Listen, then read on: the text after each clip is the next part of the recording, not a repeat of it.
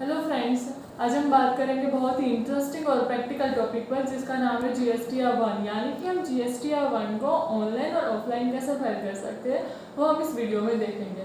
पर उससे पहले मैं आपको अपना इंट्रोडक्शन दे दूँ। I am Dodiya Rajvi from Botad and recently right now I am pursuing my articleship from जैसे shine companies which is located at Ahmedabad.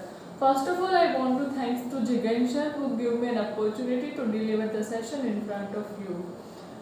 ये जो मेरा वीडियोस है वो मेरा GSTR1 का पार्ट 2 है। यानी कि मैंने इस वीडियो का पार्ट 1 ऑलरेडी अपलोड कर दिया है।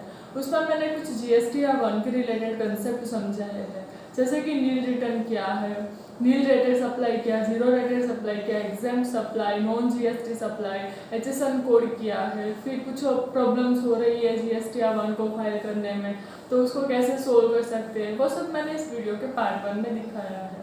मैं इस वीडियो में आपको बताने वाली हूँ कि हम GSTR1 को ऑनलाइन और ऑफलाइन कैसे फाइल कर सकते हैं। सबसे पहले हम देखते हैं कि हम उसको ऑनलाइन कैसे फाइल कर सकते हैं। ऑनलाइन फाइल करने के लिए हमें सबसे पहले GST पोर्टल पर लॉगिन करना पड़ेगा। आप देख सकते हो कि मैंने यहाँ पे GST पोर्टल पर लॉगिन कर दिया है। जैसे मैं लॉगिन करूँगी तो मुझे यहाँ पे फाइल रिटर्न का ऑप्शन चूज़ करना है। जैसे मैं फाइल रिटर्न पर क्लिक करूँगी तो आपको देख सकते हो कि आपको पीरियड सिलेक्ट करने का हो रहा है, यानी कि आपको कौन से फिनेंशियल ईयर के कौन से मंथ का रिटर्न फाइल करना है वो आपको यहाँ पे सिलेक्ट करना पड़ेगा। मैंने यहाँ पे 2020 और मार्च मंथ लिखा हुआ है, उसका मैं रिटर्न फाइल करना चाहती हूँ और आपको दिखाना चाहती हूँ, इसीलिए यहाँ पे अब हमारे सामने ऑप्शन आ गया है GSTR1 का। यानी कि हम GSTR1 जो है उसको यहाँ पे लिखा हुआ है कि ऑनलाइन और ऑफलाइन दो तरीके से फाइल कर सकते हैं। पर हम सबसे पहले देखेंगे कि हम ऑनलाइन कैसे फाइल कर सकते हैं। तो ऑनलाइन फाइल करने के लिए जैसे हम GSTR1 पर क्लिक करेंगे तो हमारे सामने कुछ टेबल्स आ जाएंगे। आप देख सकते हो कि हमारे सामने बहुत ज़्यादा टेबल्स हैं। हम इस सारे टेबल्स को टेबल वाइज समझते हैं। उसमें सबसे पहला टेबल है B2B सप्लाई के लिए, यानी कि आप सप्लाई कर रहे हो कोई रजिस्टर पर्सन को, या तो कोई ई-कॉमर्स ऑपरेटर को, या तो कोई डीम्ड एक्सपोर्ट कर रहे हो, या तो कोई स्पेशल इकोनॉमिक जोन को सप्लाई कर रहे हो, तो वो सारे ट्रांजेक्शन जो है वो इस टेबल में कवर हो जाएंगे। इस टेबल में हम देखें तो मैंने कुछ इन्वॉइसेस अपलोड किए हुए हैं, पर आपको अगर इन्वॉइस अपलोड करने हैं तो आप एड डिटेल पर जाओगे और वहाँ पे जाके आपको चूज़ करना पड़ेगा कि आपने जो सप्लाई किया है क्या वो डीम्ड एक्सपोर्ट तो नहीं है, स्पेशल इकोनॉमिक जोन को तो सप्लाई नहीं है। अगर वो होगा तो आपको यहाँ पे सिलेक्ट करना पड़ेगा। और आगे आप देख सकते हो कि हमें GSTI नंबर ऑफ रिसीवर देना पड़ता है, यानी कि हमने B2B सप्लाई किया है तो कोई रजिस्टर पर्सन को किया होगा तो उस रेसिपिएंट का हमें GSTI नंबर देना पड़ेगा। हम जैसे ही GSTI नंबर देंगे रिसीवर का जो नेम है वो ऑनलाइन यहाँ पे ऑटोमेटिक आ जाएगा। फिर हमें यहाँ पे invoice number, invoice date, place of supply और इन्वॉइस वैल्यू जो है वो यहाँ पे हमें मेंशन करना पड़ता है।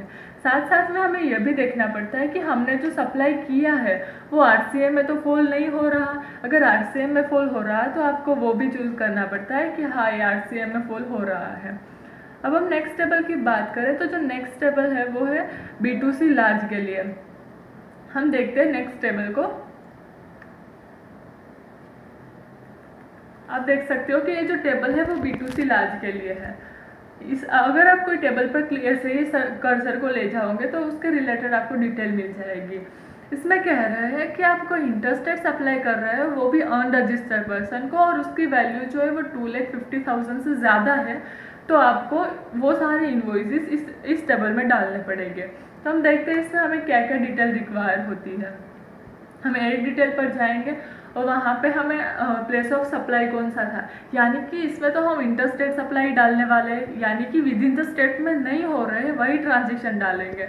तो उसके लिए हमें यहाँ पे प्लेस ऑफ सप्लाई है वो हमें यहाँ पे सिलेक्ट करना पड़ेगा। Invoice number, invoice date, supply का टाइप कौन सा है, इन्वॉइस वैल्यू कितनी थी वो हम यहाँ पे सिलेक्ट कर देंगे।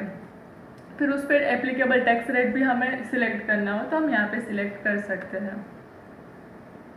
अब हम नेक्स्ट टेबल की बात करें तो नेक्स्ट टेबल है क्रेडिट नोट और debit note to register person. अब आप उसके बाद का टेबल देख सकते हो, वो है क्रेडिट नोट और debit note to unregister person. हम इन दोनों का डिफरेंस समझते हैं।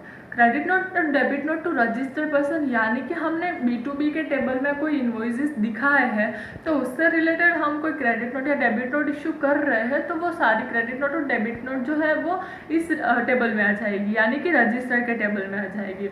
और अनरजिस्टर्ड के टेबल में क्या होगा कि हम कोई नोट इश्यू कर रहे हैं वो B2C लार्ज इन्वॉइसेस के बारे में है, यानी कि कभी कभी ऐसा भी होगा कि हमने कोई इंट्रास्टेट सप्लाई किए हो तो उससे रिलेटेड डेबिट नोट और क्रेडिट नोट इस टेबल में नहीं आएगी, भले ही हमने वो रजिस्टर्ड पर्सन को इश्यू की है तो भी। जो इन्वॉइसेस जो डेबिट नोट और credit note related to B2C large की है वही इस टेबल में आएगी। हम इसमें देखते हैं कि हमें इसमें कौन सी डिटेल देनी पड़ेगी। तब जैसे ही क्रेडिट नोट और debit note to registered person का टेबल खोलेंगे तो हमने क्रेडिट नोट और डेबिट नोट इशू की है तो वो कोई ओरिजिनल इन्वॉइस पे इशू की होगी तो हम सबसे पहले GSTI नंबर डालेंगे, वैसे यहाँ पे रेसिपिएंट का नाम आ जाएगा। फिर हमें क्रेडिट नोट और डेबिट नोट जो इशू की है उसका नंबर कौन सा है वो डालेंगे, कौन से डेट पर इशू की है, उसका ओरिजिनल इन्वॉइस नंबर कौन सा था, यानी कि हम कोई ओरिजिनल इन्वॉइस पर डेबिट नोट या क्रेडिट नोट इशू कर रहे हैं तो वो ओरिजिनल इन्वॉइस नंबर कौन सा था, उस ओरिजिनल इन्वॉइस की डेट कौन सी थी, फिर नोट का टाइप कौन सा है, यानी कि क्रेडिट नोट है या डेबिट नोट है वो भी हमें यहाँ पे मेंशन करना पड़ेगा, उसकी वैल्यू कितनी है, सप्लाई टाइप कौन सा है वो भी हम यहाँ पे दिखाएंगे। सबको एक मिसअंडरस्टैंडिंग होती है कि जो डेबिट नोट होती है वो परचेज के रिलेटेड होती है और जो क्रेडिट नोट होती है वो सेल्स के रिलेटेड होती है, पर जनरली ऐसा नहीं होता। डेबिट नोट और क्रेडिट नोट दोनों सेल्स के रिलेटेड हो सकती है, यानी कि कोई सेल्स है उसकी क्वांटिटी में चेंजेस हो या तो सेल्स के रेट में चेंजेस हो तो उसकी वजह से हम डेबिट नोट और क्रेडिट नोट इशू कर सकते हैं। तो हम क्रेडिट नोट और डेबिट नोट इशू कर सकते हैं। अब नेक्स्ट स्टेप है अनरजिस्टर्ड पर्सन के लिए। अनरजिस्टर्ड पर्सन को अगर, यानी कि हमने B2C लार्ज के रिलेटेड हमने कोई क्रेडिट नोट या डेबिट नोट इशू की है तो हम वो यहाँ पे दिखाएंगे। अब नेक्स्ट टेबल है table number 6A। Table number 6A जो है वो हमारा एक्सपोर्ट दिखाता है। आपने जनरली देखा होगा कि एक्सपोर्ट दो तरीके के होते हैं, एक्सपोर्ट और डीम्ड एक्सपोर्ट। डीम्ड एक्सपोर्ट का मीन्स क्या होता है कि आप कोई स्पेशल इकोनॉमिक जोन को सप्लाई कर रहे हो तो वो डीम्ड एक्सपोर्ट में कवर हो जाता है। तो गवर्नमेंट ने यहाँ पे इस टेबल को 3 पार्ट में डिवाइड किया हुआ है। 6A फिर टेबल नंबर 4 में था 6B और 6C। तो 6A बोल रहा है कि आपने जो एक्चुअल सप्लाई जो एक्सपोर्ट किया है वही 6A में आएगा, फिर आपने कोई डीम्ड एक्सपोर्ट किया है तो वो 6B में आएगा, और कोई आपने स्पेशल इकोनॉमिक जोन को सप्लाई किया है तो वो 6C में आएगा। तो हमें इस टेबल में सिर्फ वही सप्लाई दिखाना है जो हमारा एक्चुअल एक्सपोर्ट है, यानी कि हम यहाँ पे डीम्ड एक्सपोर्ट और स्पेशल इकोनॉमिक जोन का जो सप्लाई है वो नहीं दिखाएंगे, वो हम टेबल नंबर 4 में दिखाएंगे। अब एक्चुअल एक्सपोर्ट किया है तो उसमें कौन सी डिटेल डालनी पड़ेगी, हमें invoice number, invoice date, port code जो है वो 8 डिजिट का होता है, वो हमें यहाँ पे मेंशन करना पड़ता है। फिर शिपिंग बिल नंबर कौन सा है, शिपिंग बिल डेट कौन सी है, टोटल वैल्यू उसकी क्या है, सप्लाई का टाइप कौन सा है, फिर हमने एक्सपोर्ट किया है वो विथ पेमेंट ऑफ GST है या विदाउट पेमेंट ऑफ GST है, वो सब हमें यहाँ पे मेंशन करना पड़ता है। विथ पेमेंट ऑफ GST और विदाउट पेमेंट ऑफ GST में क्या होता है कि आपने जो सप्लाई किया है उस पर आप GST पे कर रहे हो पर बाद में आप उसको ले सकते हो, यानी कि वो ऐसे ही हो जाएगा कि आपने टैक्स नहीं पे किया है। तो हमने ये देखा सब एक्सपोर्ट के रिलेटेड टेबल्स। अब हम नेक्स्ट टेबल देखें तो नेक्स्ट टेबल है amended B2B invoices. Amended B2B invoices यानी कि हमने ऊपर जो ये वाला टेबल था उसमें जो जो डिटेल्स डाली थी उसका हम कोई अमेंडमेंट करना चाहते हैं तो हम टेबल नंबर 9A में दिखाएंगे। अमेंडेड की बात करें तो कोई इन्वॉइस का हम एक ही बार अमेंडमेंट कर सकते हैं और वो भी हमें नेक्स्ट रिटर्न में करना पड़ता है, यानी कि फॉर एग्जांपल मैं मार्च का रिटर्न फाइल कर रही हूँ और इस रिटर्न में मैंने कुछ मिस्टेक कर दी तो मैं वो मिस्टेक इस रिटर्न में रेक्टिफाई नहीं कर सकती हूँ। वो मिस्टेक जो है वो मुझे नेक्स्ट रिटर्न में, यानी कि जब मैं अप्रैल का रिटर्न फाइल करूँगी तब मैं उस मिस्टेक को रेक्टिफाई करूँगी, तो वो रेक्टिफाई करने के लिए कोई टेबल तो होना चाहिए, तो वो टेबल है अमेंडेड B2B इन्वॉइसेस। यहाँ पे हम सारे B2B इन्वॉइसेस को अमेंड कर सकते हैं, प्रीवियस ईयर के या तो प्रीवियस पीरियड के कोई भी इन्वॉइसेस है उसको। अगला टेबल है amended B2C large. Amended B2C large में भी ऐसा ही है कि आप B2C लार्ज के कोई इन्वॉइसेस को अमेंडेड करना चाहते हैं प्रीवियस पीरियड के तो आप यहाँ पे उसको अमेंड कर सकते हो। नेक्स्ट टेबल है अमेंडेड एक्सपोर्ट इनवॉइस। एक्सपोर्ट का भी कोई इनवॉइस आप अमेंड करना चाहते हो वो भी आप यहाँ पे अमेंड कर सकते हो। क्रेडिट नोट या debit note to registered person और अनरजिस्टर्ड पर्सन वो भी आप यहाँ पे अमेंड कर सकते हो। हमारा नेक्स्ट टेबल है B2C अदर्स। हमने आगे देखा था कि हम कोई अनरजिस्टर्ड पर्सन को सप्लाई कर रहे हो और वो इंटरस्टेट सप्लाई और उसकी वैल्यू 2,50,000 से ज़्यादा है तो वो सारे ट्रांजेक्शन B2C लार्ज में कवर हो जाएंगे। बट कोई ऐसा भी होगा कभी कभी कि आप इंटरस्टेट सप्लाई कर रहे हो और अनरजिस्टर्ड पर्सन को पर उसकी वैल्यू जो है वो 2,50,000 से कम है तो वो सारे ट्रांजेक्शन कहाँ पे आएंगे। और आपको इंट्रास्टेट सप्लाई यानी कि विद इन द स्टेट में ही सप्लाई कर रहे हो अनरजिस्टर्ड पर्सन को तो वो सारे डिटेल्स कहाँ पे आएगी। तो वो सब डिटेल्स हमें B2C अदर के टेबल में दिखानी पड़ेगी। यहाँ पे हमें जो है वो इनवॉइस वाइज डिटेल नहीं देनी पड़ती यानी कि हम कोई एक सप्लाई का टोटल दिखा सकते हैं। हम यहाँ पे एड डिटेल पर जाएंगे तो हमें यहाँ पे प्लेस ऑफ सप्लाई सिलेक्ट करना पड़ेगा और उसकी टोटल वैल्यू कितनी है और सप्लाई टाइप कौन सा है और रेट कितना एप्लीकेबल है वो हम यहाँ पे दिखा सकते हैं। ये हो गया B2C के लिए टेबल। B2C अदर्स का है। अब हम अगले टेबल की बात करें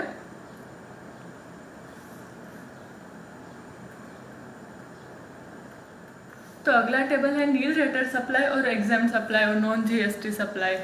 तो नील रेटेड सप्लाई क्या होता है कि कोई सप्लाई है जिस पे 0% से टैक्स एप्लीकेबल है तो वो नील रेटेड सप्लाई में कवर हो जाएगा।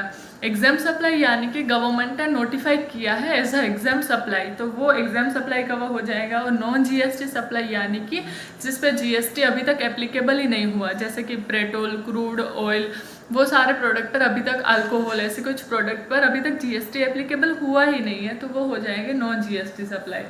तो हमें यहाँ पे दिखाना पड़ेगा कि intrastate supply to registered person कितना है, उसकी वैल्यू कितनी है, उसमें एग्जाम कितना था, नील रेटेड कितना था, नॉन GST कितना था, वो सारी डिटेल हम इस टेबल में दिखाएंगे। अब हम नेक्स्ट टेबल की बात करें तो नेक्स्ट टेबल है हमारा एडवांस रिसीव के लिए। कभी कभी ऐसा होगा कि कोई हमारा कस्टमर है वो हमें एडवांस दे रहा है तो वो एडवांस बिल्स भी हमें गवर्नमेंट के पोर्टल पे दिखाने तो पड़ेंगे तो उसके लिए गवर्नमेंट ने एक टेबल दिया है एडवांस रिसीव्ड। एडवांस रिसीव में जनरली क्या होता है कि आपको जो एडवांस मिला है उससे रिलेटेड आपको स्टेट मेंशन करना पड़ता है कि आपको कौन से स्टेट में से एडवांस मिला है और कितनी वैल्यू का एडवांस मिला है वो हम यहाँ पे दिखा सकते हैं। आप देख सकते हो कि हमें यहाँ पे प्लेस ऑफ सप्लाई सिलेक्ट करना पड़ेगा और सप्लाई का टाइप कौन सा था और हमें यहाँ पे दिखाना पड़ेगा कि कितनी वैल्यू का हमें एडवांसेस मिला हुआ है। ये हो गया है एडवांस रिसीव के बारे में। अब हम नेक्स्ट देखें तो नेक्स्ट जो टेबल है वो अमेंडेड एडवांस रिसीव का टेबल्स है। तो उसमें क्या होता है कि हम इसको एक एग्जांपल के साथ समझते हैं कि कोई सप्लायर जो हमारा है उसने हमें एडवांस दिया 1 लाख रुपीज़ का, वो मार्च में जनवरी में दिया तो हमने उसको सप्लाई किया फरवरी में तो वो हमें 5 लाख रुपीज़ का हमने सप्लाई किया तो वो हमें सिर्फ 4 लाख रुपीज़ ही देगा क्योंकि उसने ऑलरेडी मुझे 1 लाख रुपीज़ दे दिए हैं। तो जो अमेंडेड एडजस्टमेंट्स होगा उसके लिए भी गवर्नमेंट ने एक टेबल दिया गया है। इससे क्या होगा कि जब आप इनवॉइस वैल्यू 4 लाख रुपीज़ दिखाओगे और 1 लाख को एडजस्ट कर दोगे तो आपकी नेट लायबिलिटी 4 लाख रुपीज़ पे होगी बिकॉज आपने पहले 1 लाख रुपीज़ पे टैक्स पे कर दिया था गवर्नमेंट को। अब नेक्स्ट टेबल देखें तो नेक्स्ट टेबल है HSN डिटेल्स के लिए। HSN डिटेल क्या होता है कि हमें कोई प्रोडक्ट की डिटेल देनी पड़ती है। उसका HSN जनरली क्या है तो हमें कोई प्रोडक्ट को आइडेंटिफाई करने के लिए एक कोड दिया गया है उस प्रोडक्ट को। यानी कि कभी कभी ऐसा हो सकता है कि हाँ कोई प्रोडक्ट का एक जगह पे दूसरा नाम है, दूसरी जगह पे उसका दूसरा नाम है तो उसको आइडेंटिफाई कैसे करेंगे। तो गवर्नमेंट ने या तो वर्ल्ड कस्टम ऑर्गेनाइजेशन ने एक कोड दिया गया है जिसको कहते हैं HSN कोड। हमें कोई प्रोडक्ट का यहाँ पे आप देख सकते हो कि HSN कोड मेंशन करना पड़ता है। मेंशन करने के लिए भी कुछ कंडीशन है कि अगर आपका टर्नओवर 1.5 करोड़ से ज़्यादा है तो ही आपको HSN कोड मेंशन करना पड़ेगा। आपका जो टर्नओवर 1.5 करोड़ से ज़्यादा है और 5 करोड़ से कम है तो आपको 2 digit of HSN code mention करना पड़ेगा। और आपका जो टर्नओवर जो है वो 5 करोड़ से ज़्यादा है तो आपको 4 डिजिट ऑफ HSN मेंशन करना पड़ेगा। और अगर आप किसी प्रोडक्ट का एक्सपोर्ट और इंपोर्ट कर रहे हैं तो उस प्रोडक्ट का आपको 8 डिजिट ऑफ HSN मेंशन करना पड़ेगा।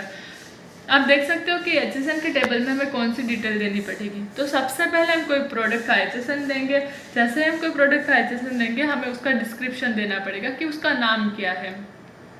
फिर हमें यहाँ पे टोटल क्वांटिटी मेंशन करनी पड़ेगी कि हमने ड्यूरिंग द मंथ या तो क्वार्टर में कितनी क्वांटिटी का वो प्रोडक्ट जो है वो सेल किया है, उसकी टोटल वैल्यू कौन सी है, उस पर टैक्सेबल वैल्यू कौन सी है, उस पर कितना एप्लीकेबल टैक्स रेट था, वो हमें इस टेबल में दिखाना पड़ेगा।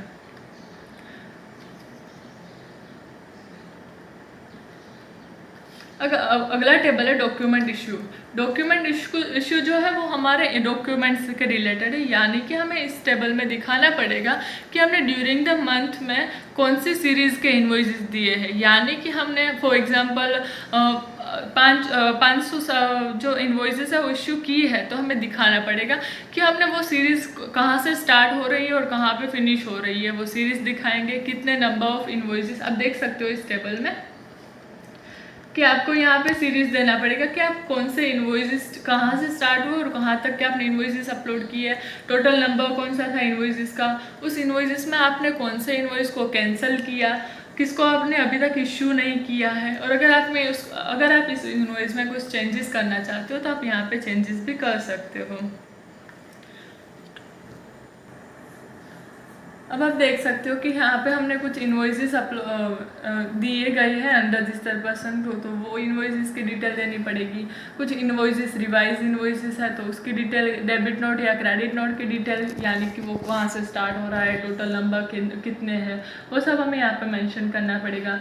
फिर रिसिप्ट वाउचर की बात करें, payment voucher, refund voucher, delivery चलन फॉर जॉब वर्क के लिए कुछ दिया गया है, वो सारी डिटेल्स रिलेटेड टू डॉक्यूमेंट हमें यहाँ पे मेंशन करनी पड़ती है।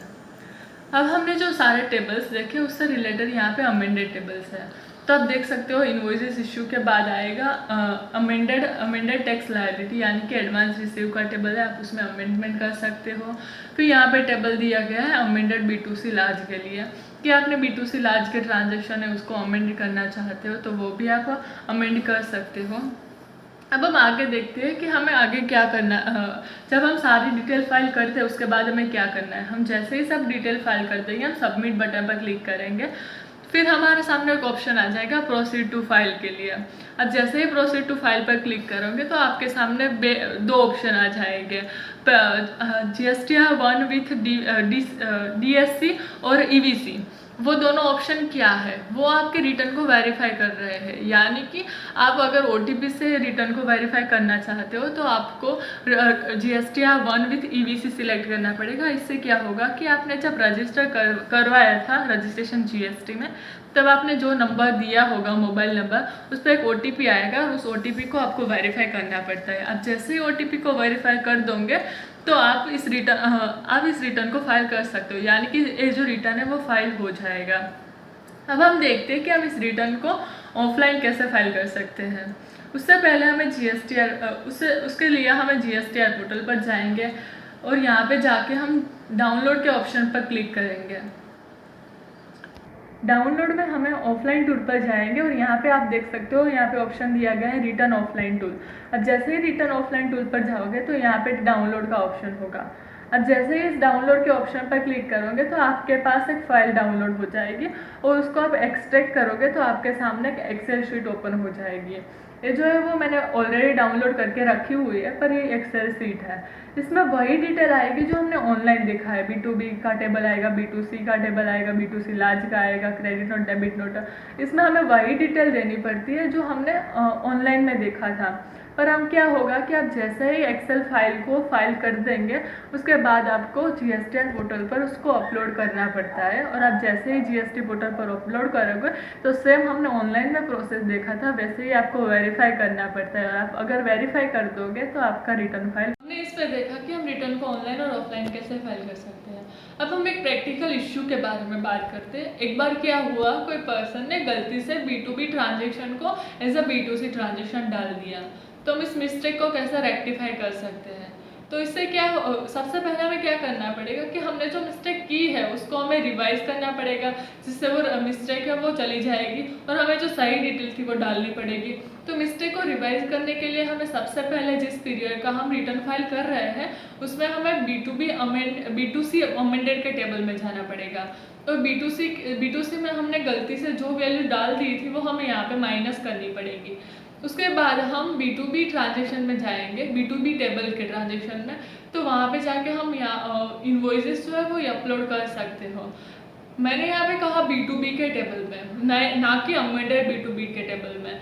अमेंडेड B2B का टेबल क्या होता है कि आपने कोई इन्वॉइसेस पहले डाले हुए हैं, उसका आप अमेंडेड करना चाहते हो तो वो आपको यहाँ पे डालना पड़ता है। पर B2B का तो हमने इन्वॉइसेस डाला ही नहीं है, क्योंकि B2B का हमने B2C में डाला था, तो इसलिए हमें यहाँ पे न्यू इन्वॉइस अपलोड करना पड़ता है, वो हमें B2B के टेबल में अपलोड करना पड़ता है। तो हम ऐसे दो बार करके हम इस जो मिस्टेक है उसको रेक्टिफाई कर सकते हैं। आई होप आप सबको समझ में आया होगा कि GST R1 कैसे फाइल कर सकते हैं, कौन से इश्यूज़ है, इसका क्या कंसेप्ट है, वो सारी डिटेल्स है। हमारे द्वारा ये जो वीडियो दी गई है वो इस लॉकडाउन के पीरियड को यूटिलाइज करने के लिए दी गई है और वो नॉलेज शेयरिंग बेस पर है। तो आप अगर इसको अप्लाई करना चाहते हो तो उससे पहले आप कोई भी टैक्स कंसल्टेंसी की एडवाइस ले सकते हो। Thank you.